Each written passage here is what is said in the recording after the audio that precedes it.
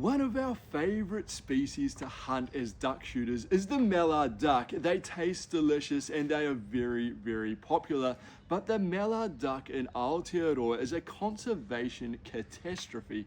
Prior to the Acclimatization Society releasing mallards into this beautiful country, there was a species of duck called the grey duck. It was widespread from the South Island right through up into the north, and they were in every river and every wetland and pond.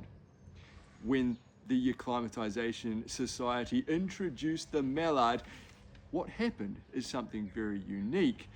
The mallard is very closely related to the grey duck, and they're a bit more aggressive both in their feeding and the behaviors. So what they did was they interbred with the grey duck, and the aggressive mallard males outcompeted the grey duck drakes. Slowly but surely, the genetics moved from a grey duck base to a mallard base, and now there are very few pure grey duck populations in this country.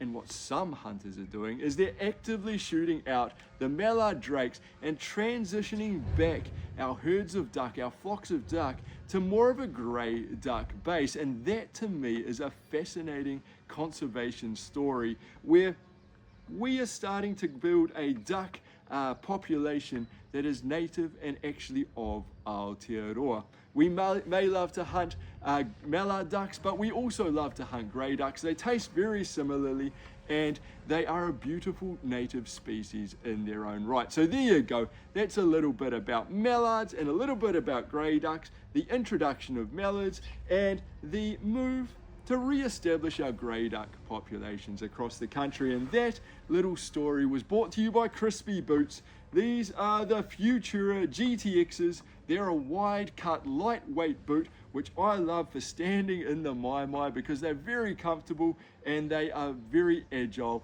which is great when you're wielding a shotgun, trying to take aim at your mallards or your grey ducks in your mai.